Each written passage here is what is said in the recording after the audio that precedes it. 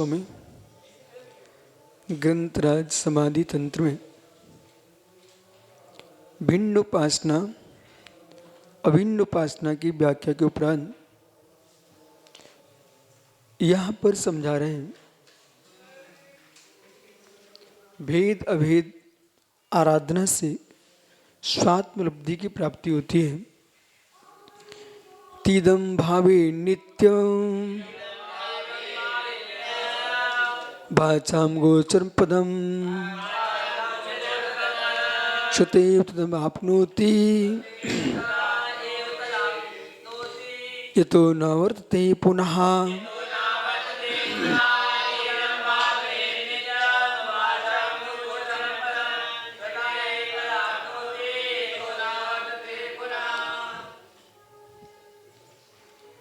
इति इदम, इस प्रकार से यह भावेत नित्यम, जो भिन्न अभिन्न भावना को भाता है, उपासना कर रहा है, भेद दृष्टि अभेद दृष्टि, भेद भक्ति अभेद भक्ति, भेद रत्नत्र अभेद रत्नत्र, भेद आवश्यक अभेद आवश्यक, भेद प्रतिगण अभेद प्रतिगण, ये जो भेदावाद भेदाभेदात दृष्टि है, परमार्थ व्यवहार, इन सब से नित्य जो भाता है वह है साधक।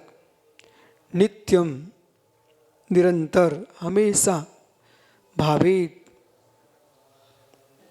भेदाभेद भावना नित्य भाना चाहिए।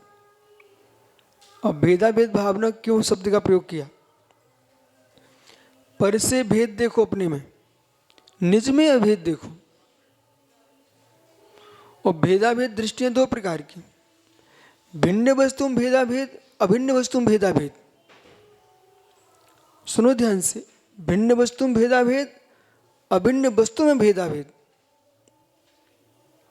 भिन्न में भेद, अब भिन्न में भेद, भिन्न में भेद, तो भिन्न का भेद भी दो प्रकार से देखना आपको, बद्ध में भिन्नत्व, अबद्ध में भिन्नत्व। समझ रहे क्या? बद्ध में भिन्नत्व, अबद्ध में भिन्नत्व।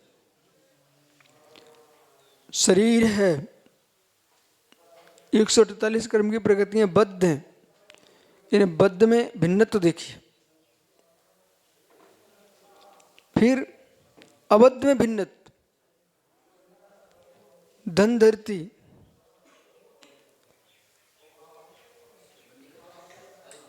अनेक प्रकार के जो विकल्प हैं, पिच्ची कमंडलू, शिष्य शिष्याएं, सचित अचित मिश्र, ये अबद्ध भिन्नत्व है। जब बद्ध भिन्नत्व आत्म सुख नहीं दे रहा है, अबद्ध भिन्नत्व कहां से सुख देगा? माना कि व्यवहारिक अधिकृत अधिकार जिनके पास है, वे इसमें विकल्प में जिए, जिनके पास अधिकार ही नहीं, कोई कर्तव्य नहीं है, वे भी जी रहे हैं। मतलब एकत्व विभक्ति के आनंद के प्रति उत्साह शक्ति का अभाव है। एकत्व विभक्ति की अनुभूति के प्रति उत्साह शक्ति का अभाव है, अनादि से अपरिचित है। एक क्षण को परिचित कर लो, फिर आप देखो क्या आनंद आता है। एक क्षण को परिचय कर लो, ये कितना पागलपन है। बहुत तटस्थ भाव से देखो, ये साम्य कैसे है, इनका यश क्यों है, ये क्या प्रवृत्ति कर रहे हैं, जबकि आपको बहुत अच्छे से मालूम है इससे मुझे कुछ भी मिलने वाला नहीं है। समय की नष्ट करना है, इस चाहे श्रावक को चाहे साधु। अब चैतन्य भिन्न तो चेतन भिन्न, चेतन भिन्न निगोदिया से लेकर सिद्धों तक के विकल्प हमारे मस्तिष्क में समझ आ रहे हैं, तुम भिन्नत का वेदन नहीं कर पा रहे हो।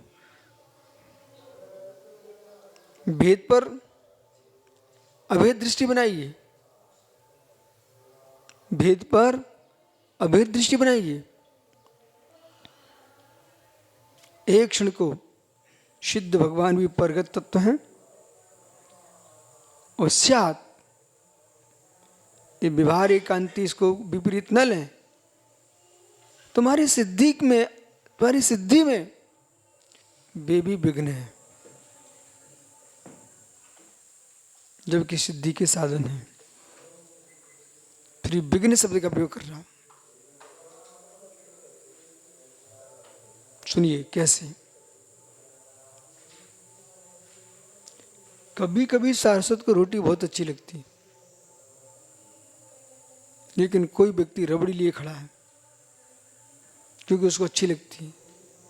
बाह्य दृष्टि में रोटी से रबड़ी का महत्व ज्यादा है, क्योंकि महत्वशाली रोटी ही है, पर रबड़ी का महत्व है। वो कह रहा रबड़ी रबड़ी रबड़ी रबड़ी रबड़ी रबड़ी, हाँ रबड़ी है, और बीच में पटक दे तो तुम्हारे स्वाद में, रोटी के स्वाद में विघ्न आएगा कि नहीं आएगा? वो सामने वाला भले रबड़ी चिल्ला रहा है। ऐसी स्वात्मा का जो स्वतंत्र वेदन है, सुगत तत्व की अनुभूति है, उसमें सिद्ध भगवान रबड़ी के समान है। हमारे स्वयं की अनुभूति में हम पर को लेके आए, पर प्रत्यय के साथ जुड़ गए। ये व्याख्यान भी आप करो तो योग्य श्रोताओं को देख के करना, नहीं तो श्रोता अज्ञानी है, वे आपको सिद्धों के प्रति ऐसा बोल देंगे, ये इनको सिद्धों प्रति श्रद्धा नहीं है, जबकि विषय ये नहीं है। श्रद्धा एक अलग विषय है और वस्तु का वस्तुत्व तो अलग विषय है। हम ज्यों की त्यों व्याख्या कर रहे हैं।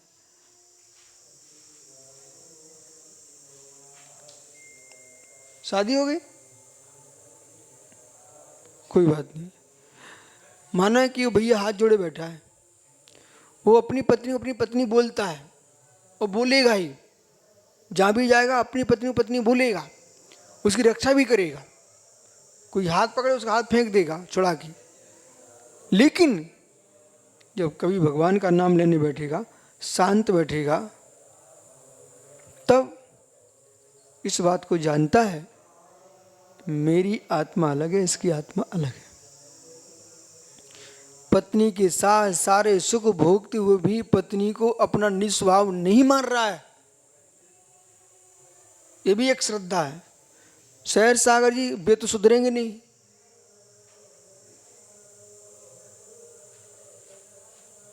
तो संपूर्ण सुख भोग रहा है पत्नी के साथ, फिर श्रद्धा में क्या रखा हुआ है? इससे सुख मिलेगा, ये भी श्रद्धा है, और ये मेरा निस्वरूप नहीं है, ये भी श्रद्धा है।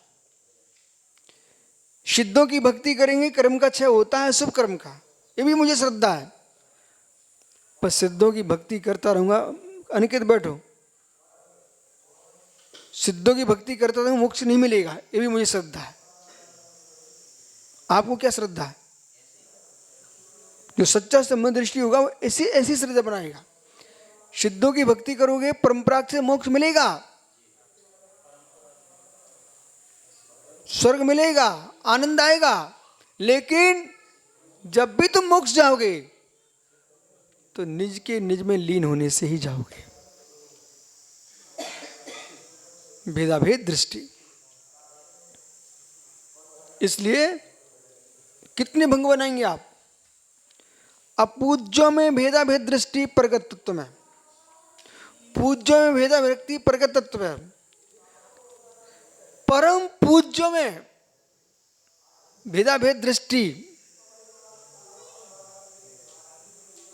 पूज्य से तो माता पिता भी आ गए, शिक्षक भी आ गए, परम पूज्य पंच परमेष्टि परम पूज्य। ये पूज्यवर शब्द जो है ना, ये तो सामान्य राजा महाराजाओं को भी लग जाता है। ये नई प्रथा प्रारंभ होगी हर जगह पूज्यवर वाली। ये तो राजा महाराजे भी, सामान्य लोग के घर में भाई ये पूज्यवर,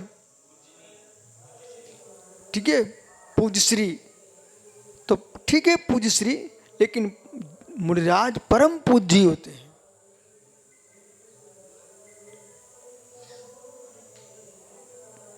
वर जुड़ा हुआ है, वो भी श्रेष्ठता का ही, परम का ही हेतु है, फिर भी रूढ़ी में। इसलिए सुनो ध्यान से, पूज्यों में भेदाभेद दृष्टि, जो सम्यक पूज्य हैं उनमें भेद दृष्टि, असम्यक लोक में पूज्य हैं उनमें भेद दृष्टि। परंतु असमीचीन पूज्यों में भेद दृष्टि करके समीचीन पूज्यों में अभेद दृष्टि बनाना भी अज्ञानता है, सूक्ष्म मिथ्या।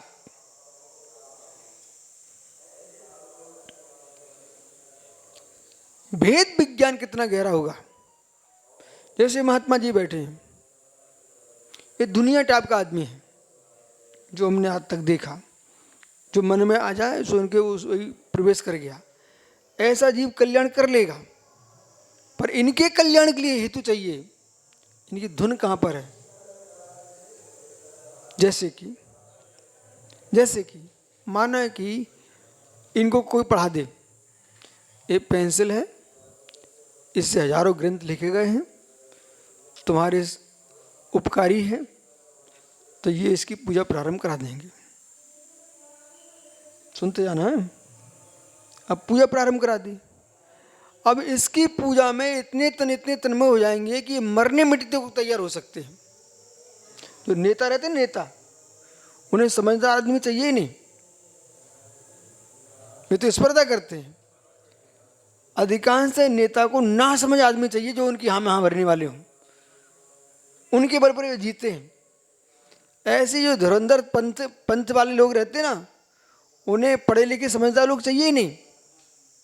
बोले पढ़ा लिखा तो मैं हूं, हमारे पंथ को तुम कितने प्रकार से अंध रूढ़ी से चला सको, ऐसे लोग चाहिए उनको। अब आप जैसे मुनिराजों को चाहिए है कि हम जन्म देने माता पिता को अपना नहीं बना पाए, जिन्होंने जीवन दिया है, व्यवहार से बोल रहा हूं, और भाई बंधुओं को अपना नहीं बना पाए, तो जिनके संग में हमने दीक्षा लिए निज स्वगत तत्व की प्राप्ति के लिए, उन गुरु के क्या पंथ हैं, क्या अनुभूतियां, क्या राग हैं, उनमें डूब करके अपनी विशुद्धि, ऊपर की विशुद्धि का नाश नहीं करेंगे हम।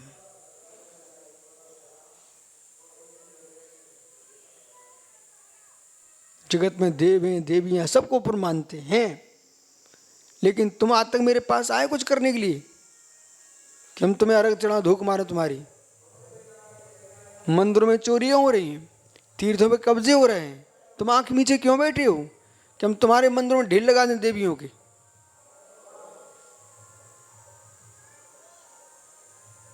तो जो भर दिया जाता ना मस्तिष्क में, उससे हम जो मुनिराज हम बने हैं, वो हमारी मूल धारा नष्ट हो गई। हम इसी में जुड़े।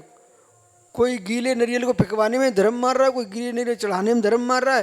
अरे भगवान की भक्ति की आराधना हो रही, जो कर रहा है उसको करने दो, हमें क्या लेने देना। सुनना, ये बहुत गहरा विषय चल रहा है। यहां पर ये समझा रहे हैं कि जब हमारा जो शरीर स्वयं का है, इसे मैं परगत तत्व मानता हूं, मेरा निज स्वरूप नहीं है, इसके प्रति भी राग हुआ तो मैं मोक्ष जी नहीं जा पाऊंगा। तो दुनिया के जगत के शरीरों में राग करके मेरा मोक्ष कैसे मिलेगा? परमाणु प्रमाणम मुच्छदस्प्रो सोन लहदी सिद्धि। तुम्हारे पास सांस नहीं है क्या? उसे ही देखो ना, थोड़ा खिसको।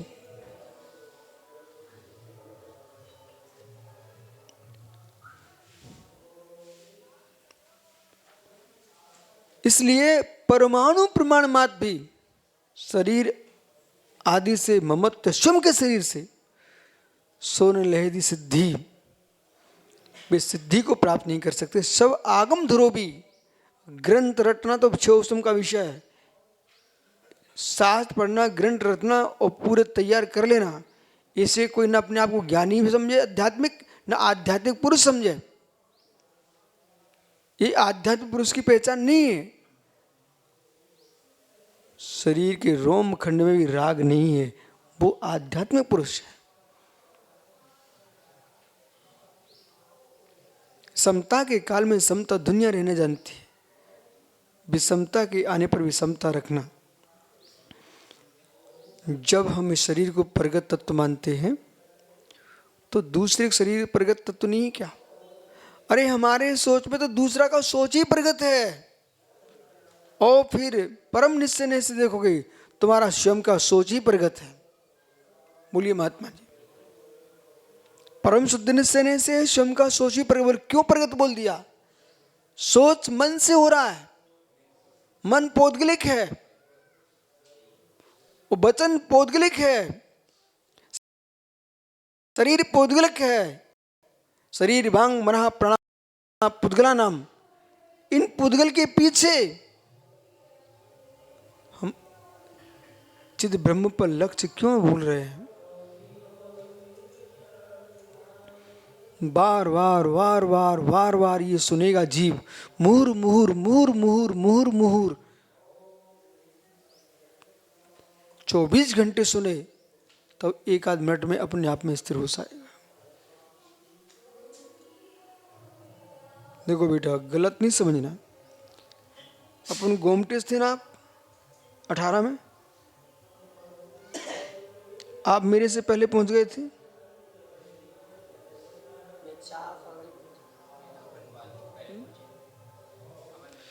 ठीक है। अपने जाने के पूर्व वहां की जो चर्चा आ रही थी, वो आहार निस जो सम्मेलन चल रहे थे, फिर दूसरी प्रकार की बातचना चल रही थी। ठीक है। वहां पहुंचते ही पूरे क्षेत्र का वातावरण चेंज हो गया, आध्यात्मिक बन गया। ये सारी कक्षा बंद हो गई थी। फिर आपको मालूम, पूरे आचार्यगण मुनि हमारी कक्षा में आते थे, याद है? सारे भवनों की कक्षा बंद हो गई थी और सबने एक ही निर्णय किया था कि ये विश्व सारे कमरे में ही क्लासें लगेंगे। पूरे कमरे की प्लाई हटवाई गई थी। फिर याद है आपको? हाँ। देखो, वातावरण बदलना बहुत जरूरी है। वो भी है, उसका अभाव नहीं कर सकते आप। लेकिन अब यहां पकड़ना चाहिए तुम्हारे लिए प्रयोजन भूत अप्रयोजन भूत। सत्ता होने पर भी पर की उसकी निज में असत्ता देखिए। जो निज में असत्ता देखने का अध्यात्म था, तो तुम पर की असत्ता ही कर बैठे। ये भूल करके बैठा ब्रह्मसूत्र। ओहो, ये भूल की है बब्बा ने।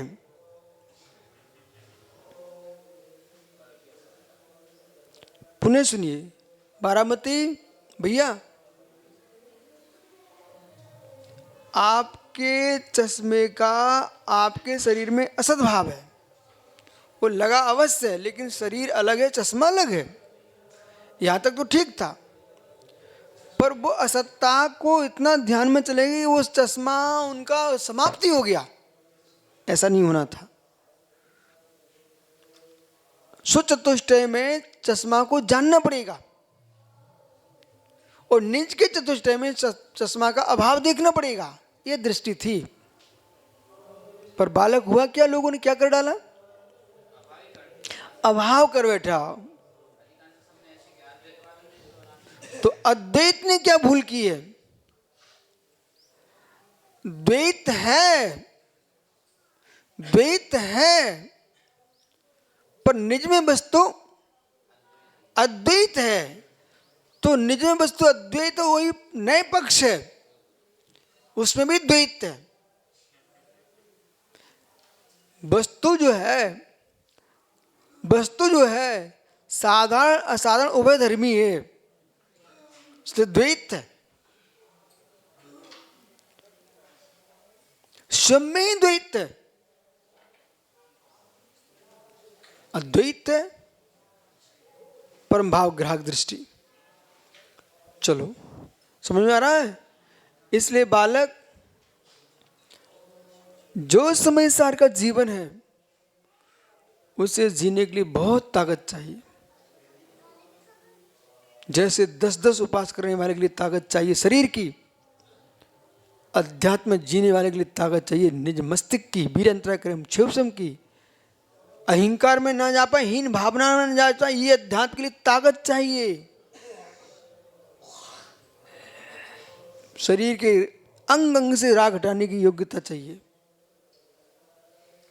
148 कर्म की प्रकृति में यश कीर्ति है ना, उससे कितने विरक्त हो पाओगे ये खोजना पड़ेगा। और उससे विरक्त नहीं हो तो माता पिता पत्नी धन संपत्ति सब कुछ छोड़ने के बाद भी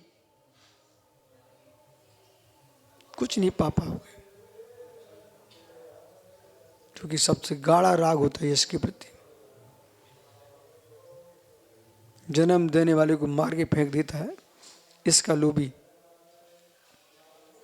इसलिए भावित नित्यम अभागोचरम, निरंतर भावना करनी चाहिए। अभागोचरम अनवर्चनीय है परमात्मा, जो वचनों से कहा नहीं जाता, जो वचनों से कहा जा रहा परमात्मा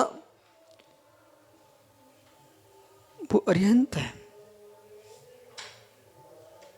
वो कौन है? अरिहंत है, रूपस्थ है, वचनों से कहा जा रहा है। सिद्ध परमात्मा वो आगम वचन है, आगम के स्वरूप से जान के वचन कर रहा हूं। ओह, प्रवचनों में चल रहा परमात्मा असली सिद्ध भगवान, वो तुम्हारे आगम को पढ़ के तुम बोल रहे हो। लेकिन शुद्ध निकल परमात्मा अनवर्चनीय है। जो अशरीरी रूपातीत का आनंद लेगा अनवर्चनीय है। अनुभूति अनवर्चनीय है। राम के बारे में व्याख्यान कर सकते हो, आत्मा राम अनवर्चनीय है, अनवर्चनीय। इसलिए अवक्तव्य भंग पर ये अनुभूति अनवर्चनीय है। सुतेव सुतेव तत् प्राप्नोति। अब उसको प्राप्त कौन कराएगा? इधर देखो भैया, सुब्रत सागर, कोई बालक बालिका की शादी हुए तो एक तरफ नाई पकड़ ले, नाइन पकड़ लेती है, देखा आपने? नाइन नाइन वो पकड़ करके वो फेरे पड़वा रही है, ठीक है। और जो घर के तुम्हारे पूज्यवर रहते हैं ना, फूफा जी आदि, वे सब सहयोग कर रहे हो। वहाँ ब्राह्मण जी खड़े, देवता, वे 7 फेरे पड़वाने के लिए लोग सारा दे देंगे, लेकिन मुक्त वधू के फेरे पाने लिए कोई सहारा नहीं देगा, स्वयं भी वर्ण करना पड़ेगा। बाहर के मंडपों से मुक्त वधू के साथ वर्ण नहीं होगा तुम्हारा। समझ में आया धीरज भाई? भटको दुनिया में।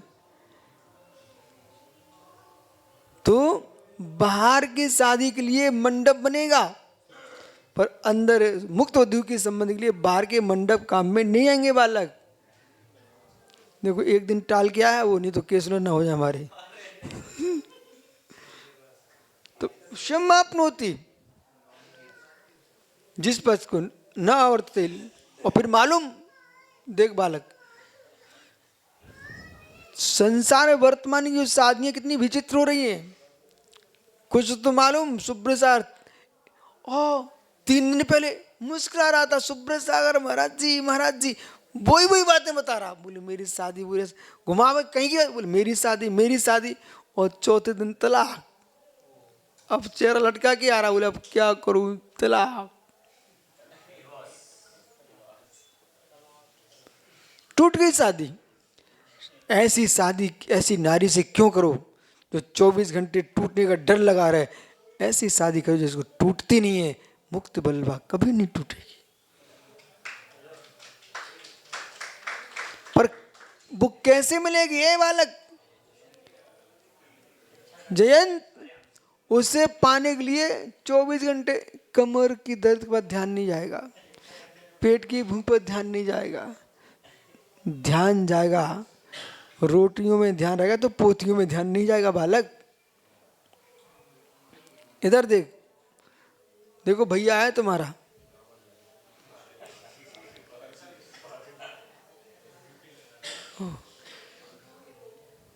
आइए ना, और वो लौट के नहीं आता, ऐसा जानना चाहिए।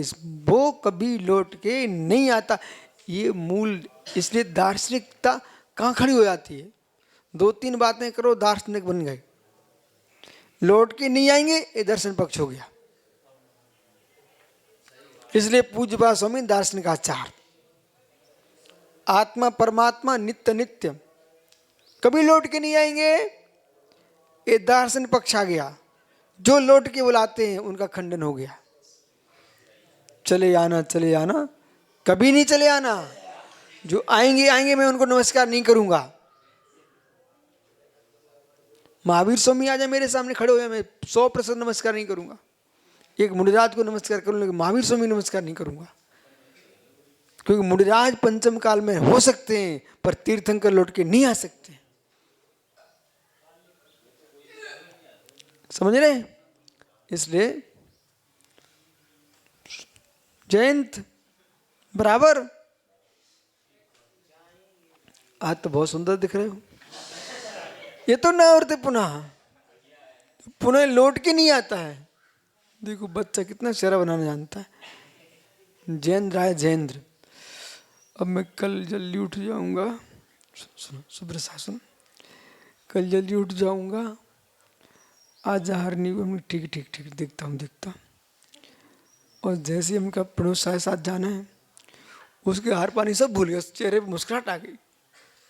क्यों भाई, विचार है क्या आपका? नहीं, ये नहीं कहीं जाने की। मुस्लिम सो साड़म।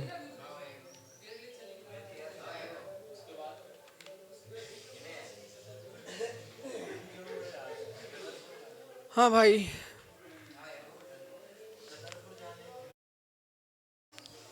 भगवत पूज्यपाद स्वामी